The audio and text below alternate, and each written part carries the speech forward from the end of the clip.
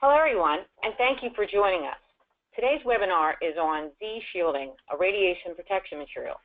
The webinar is sponsored by NASA Langley Technology Transfer, where we are bringing technology down to Earth. Hi, my name is Kimberly Graupner, and I am a Technology Portfolio Manager, and I will be your host for this webinar. I will also be your point of contact for information and questions about licensing this technology. I am excited to have with us today Dr. Larry Thomsen. In the year 2000, Dr. Thomsen completed a National Academy of Science NRC postdoctoral fellowship with the Naval Research Laboratory. Soon after, he began his career as a researcher at NASA Langley Research Center. In 2007, he found his niche in the radiation shielding space technology area. The work he has performed over the years has led to several innovations, including methods of atomic number Z grading shielding. Dr. Larry Thomsen is now a senior researcher material engineer leading the SHIELDS experiment mission. Before Larry begins his presentation, I'd like to point out that your microphones will be muted for the duration of the webinar. If you have any questions, please type them in the chat box and we will answer them. So at this point, I'm going to turn it over to you, Dr. Thomsen. Thank you, Kim. It's a privilege to speak to everyone on the webinar today. My name is Larry Thomsen. This work on Z-shielding is work that we've done for the past 6, 7, 8 years now, and we're actually at a position where we can actually fly the material and actually increase the development level of the material further. Some of the, I'd like to just tell you a little bit about some of my co-inventors, Roberto Cano, Brian Jensen, Steve Hales, and Joe Alexa. My colleagues actually, they worked on metal fiber laminate materials here at NASA Langley, and it actually was the precursor which brought about the Z-grade shielding work and the those are additional technologies here at NASA Langley. The technologies discussing today are methods of making Z-shielding. That was patented in 2014, and some further work in methods of making Z-shielding that's under patent review since February 2012.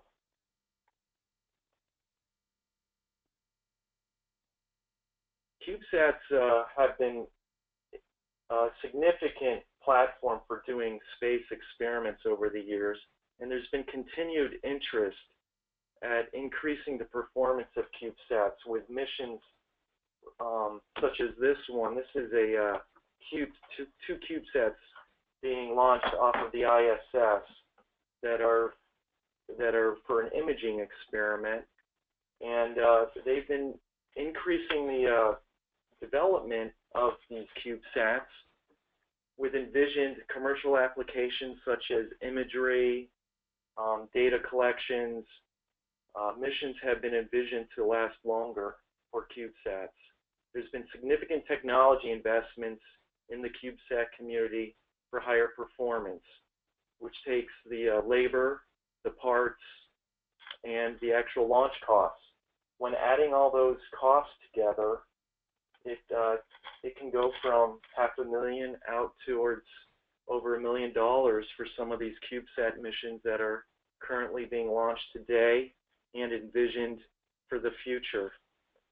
There's a significant return on investment when thinking about radiation protection for these CubeSats, and I'll just go back to the image again.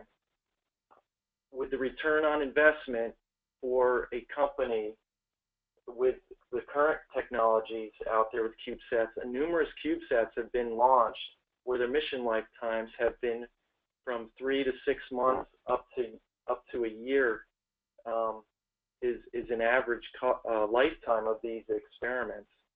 And to actually increase the return on investment by having CubeSats last longer in space towards multiple years, it increased the return on investment for those missions, because the cost, labor for the development of the CubeSats and the launch costs, which can which can occur for integration on some of these platforms. Hundreds, $200,000, $300,000 is in the commercial space realm. There's been costs up to over $600,000 as a launch integration cost to go to outer orbits.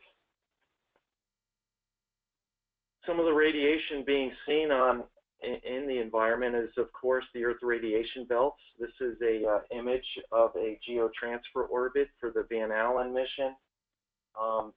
You have the inner proton belt and the outer proton belt. These are the significant contributions for radiation for CubeSats with the trapped Earth radiation belts. Radiation from the sun, solar particle events contribute to radiation for the geostationary satellites, interplanetary satellites, and then to some degree changes in the radiation environment and even the medium Earth orbit and low Earth orbit. Missions have been envisioned for the outer planets. NASA has envisioned missions to Mars, missions to Europa and Jupiter with small satellites, and there is a opportunity to increase the performance of those spacecraft with different radiation shielding approaches. And beyond, some of the early NASA missions, such as the Explorer missions and Pioneer missions, have been done with smaller satellite systems in the past. And the small satellites, CubeSats, there's an opportunity to extend the lifetime of missions from 6 months to a year up to multiple years, which is builds the opportunity for further mission opportunities. Some of the highlights of the work that we focused on was to develop Z-grade shielding into CubeSat missions for the reduction of total ionizing dose, to increase the lifetimes of the electronic devices, and also another highlight is that internal charging effects are greatly reduced. And I highlight that because some of the early spacecraft anomalies with low amounts of shielding have been attributed to internal charging effects, which have been known to be spacecraft killers, and the addition of shielding can actually improve the performance of the spacecraft. Some of the work we've developed under these technologies are on the upper left. In the center is tantalum fabrics on carbon fiber fabrics. We've done these on pitch fabrics. We've done these on intermediate modulus fabrics, and consistently. The sizing of these fabrics in the upper left are approximately 1 foot in width and over 3 feet in length. We're getting at scales with just our own research laboratory equipment at scales that get towards a more commercial of interest because of the sheer size and the consistency of what we're doing. The upper right is just this electron microscope image showing the metal layers on the fiber fabrics with a consistent coverage. And we've envisioned to be able to coat multiple metals on the fabrics in the lower left. We've also done work on aluminum with tantalum, and we will be flying a aluminum tantalum materials on a spacecraft in November 2017 called Shields 1 for further technology development. The radio frequency plasma spray facility is very analogous to a lot of spray equipment in the commercial small business sector. This is just to show that the equipment we've used is plasma spray equipment in the upper right is as long as you have a consistent like a mandrel or some sort of XY control.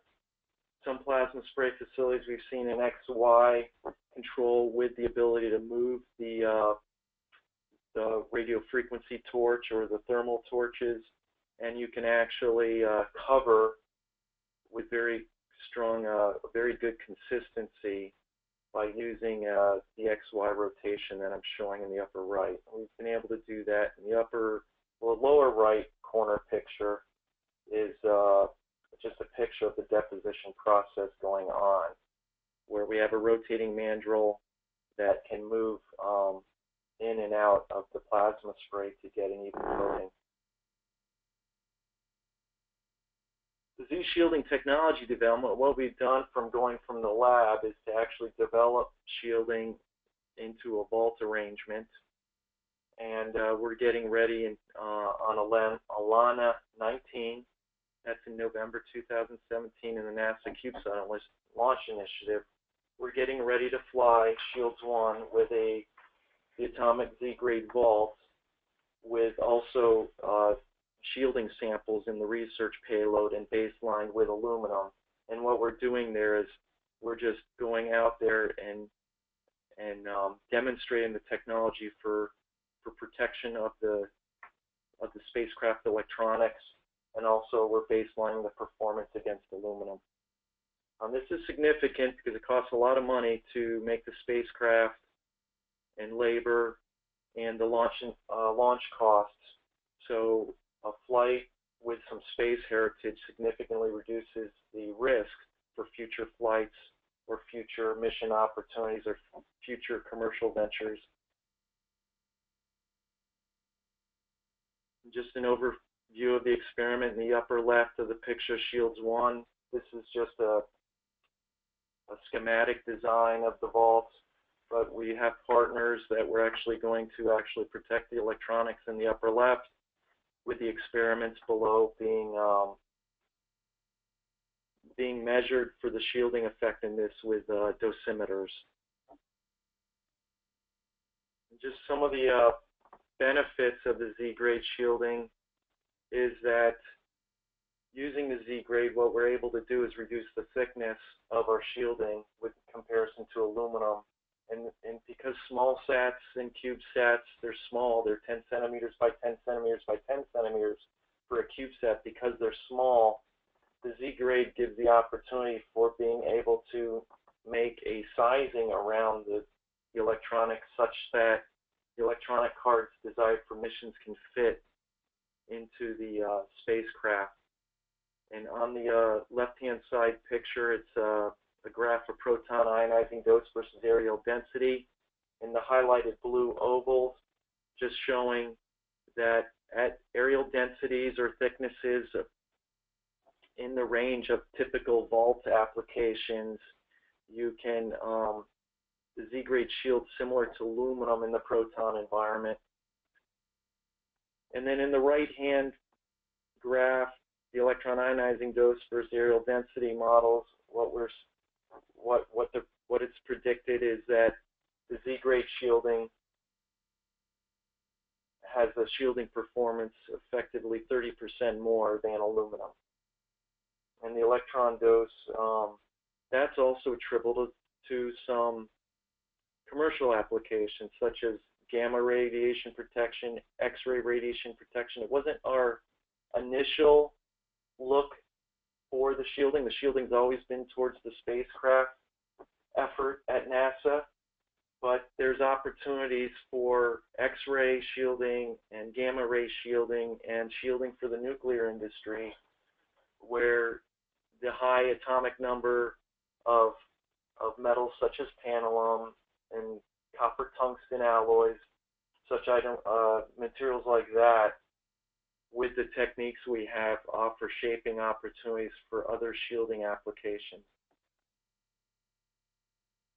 And just want to show you what the bang for the buck is in total ionizing dose environment, and that is if you were to have a mission with a vault in the geotransfer orbit, you'd have approximately 2.7 kilorads per year radiation dose. And that's in the range where even like commercial devices have the potential to survive a year in the geotransfer orbit. And when you look at that in comparison to low Earth orbit and geostationary orbit, it's the equivalent of being able to last 8 to 10 years. In past history, geotransfer orbit was considered a great proving ground for electronics performance because of the high radiation environment.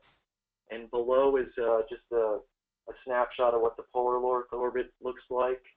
And with just roughly 50 mils or 50 thousandths of an inch to 75 thousandths of an inch is the equivalent of material, you'd get 5 kiloreds per dose per year. But if you add shielding, even in polar low Earth orbit with the sensitive commercial electronics, you build the opportunity to last for years in low Earth orbit with a well-designed spacecraft. I just wanted to talk in summary that the Shields 1 development is for the Z radiation shielding, and it enables future missions with the acquired space heritage. I do want to talk about some of the related applications. There's the opportunity of radiation protection for other electronic instrumentation, such as robotics in the hazardous material community. There's a significant number of robotic applications in moving nuclear waste materials, and also responding to nuclear reactor processing environments. There's because we're using high atomic number, high density materials, they have benefits for nuclear reactor shields. Because the metal laminates, there's shaping opportunities. The fiber metal laminates that we've made have been done with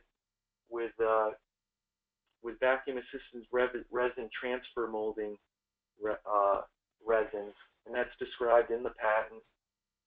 And that offers the opportunity of being able to mold to some shaping ability to actually mold shapes with the laminates, with the metals on them, and that offers a shaping opportunity for building shielding for shaping, where the typical, what we've been using are flat panel sheets that could be cut into different arrangements, but there are the opportunities to actually shape it, because vacuum assisted resin transfer molding technology is technology which you can do out of autoclave, and you can actually shape what you want to laminate.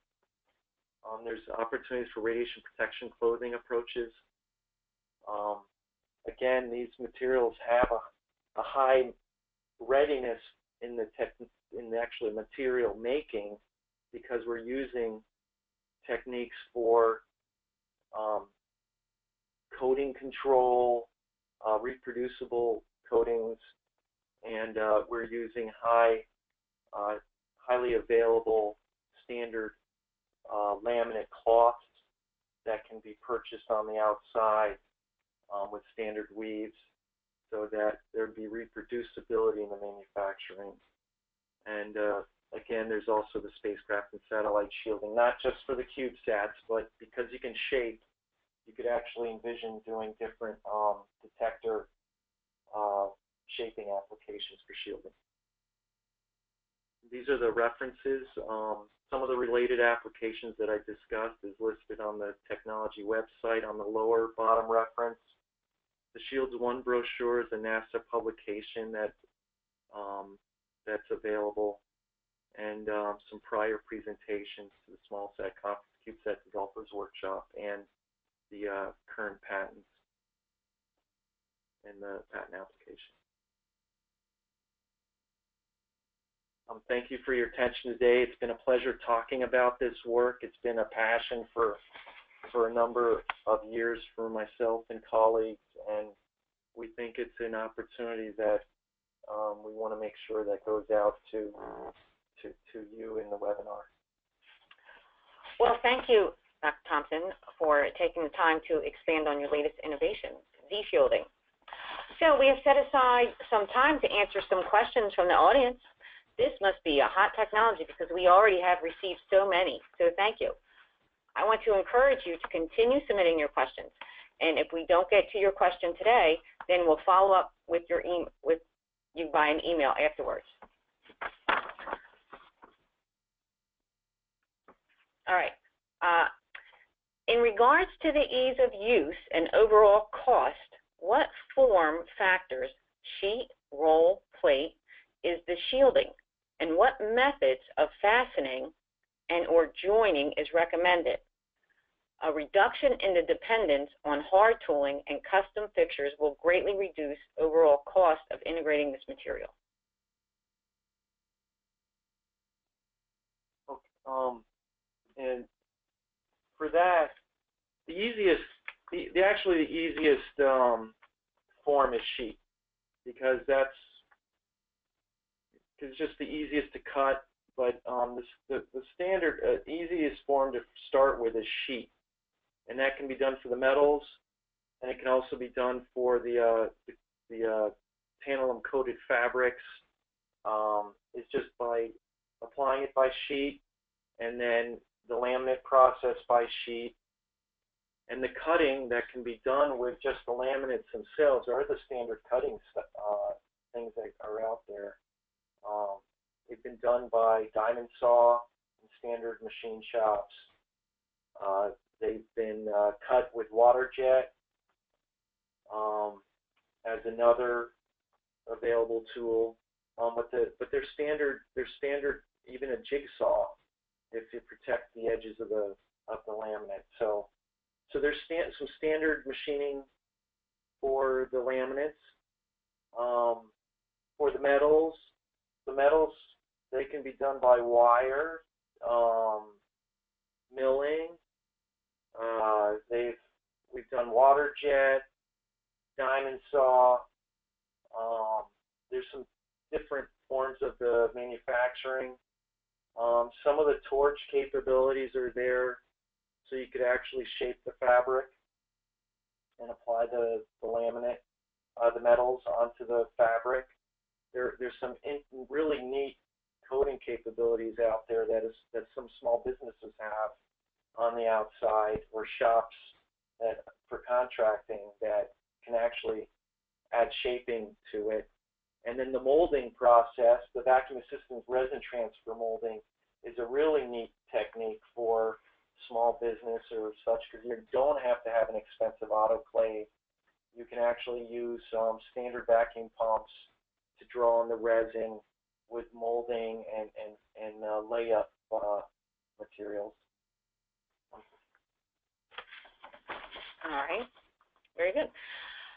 So if my company were to license this material method from NASA, do I need to specify the applications to be addressed, or can it be used for any purpose? Well, I'm going to take this since I am the licensed technologist specialist. And when you apply for this technology, you would have to fill in the application and the field of use, and then we would gear the application according to that.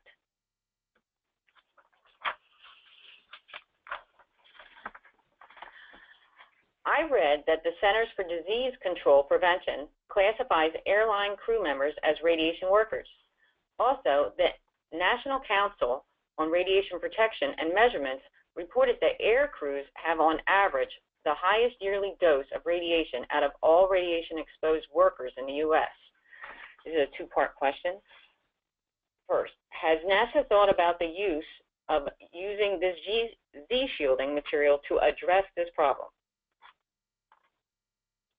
Not specifically. However, there's direct applicability. I know there's some researchers here, even at NASA Langley, that have been looking into the amount of X-ray or for high flyers in the polar transcontinental flights of aircraft.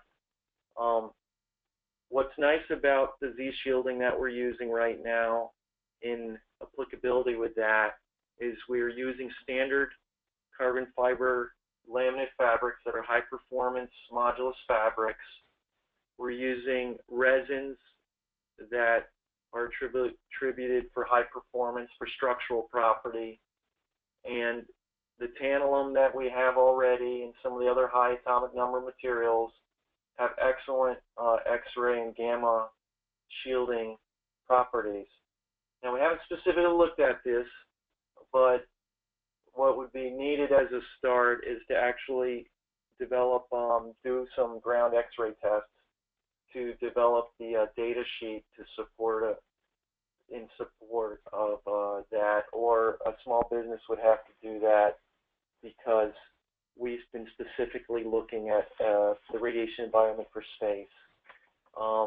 But because of the standard shaping and material processing techniques, it could potentially provide a shell or a protective area for airline crew, especially since some of the major aerospace manufacturers are going towards composites to lighten up areas of the structure. Part 2. So how can NASA assist the company in addressing this issue? SBIR award, Space Act agreement, engineering support, or other? So I can answer this. So when you fill out an application and you would like to license a technology, if you need further assistance in collaborating, you can put in a Space Act agreement, and we'll help walk you through the and to support whatever you need. The description of the radiation protection material clearly is advertised as useful for space applications. There are other areas, such as high-altitude commercial and military aircraft, that must consider the effects of single and multiple event upset from radiation. It would be interesting to understand how the material might be useful for protection of electronics from these effects such as these. So single event effects is another area of radiation protection. It's been traditionally done with rad-hard electronics. However, what we're doing with the Z-shielding is what we can do is with some benefit to that by reducing,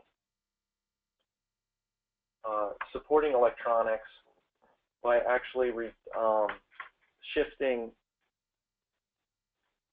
Okay, there is some benefit for lower energy particles that could actually induce a single event upset. The radiation shielding can shield that.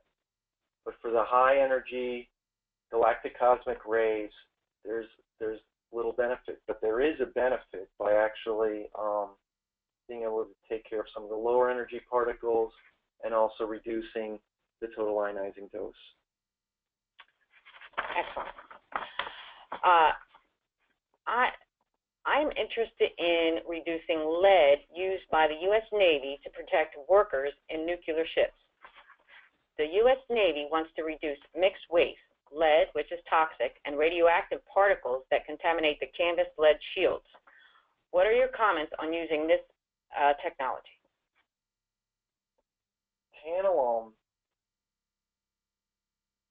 Tantalum has been described as green. Could be described as green because it's actually been shown to be used in hospital instruments that touch people's like blood streams. And I'm not a human safety specialist, but from what I've seen, tantalum and some of the metals that we've been using are far safer for human body contact than lead. And so it could be considered a green technology. But definitely, from what I've seen with some of the benefits of using tantalum or some of the other high atomic number metals that are not associated with the lead family, there's a significant benefit in the reduction in toxicity. Excellent. Well, thank you for your time. So that's all we have time for today. If you are interested in licensing NASA's Z-shielding technology, please email the address shown on the screen. If you would like to browse additional technologies available for licensing, visit NASA Technology Gateway website, where we are bringing technology down to earth. Once again, thank you to everyone in the audience for joining us for this presentation on Z-shielding. Have a wonderful afternoon.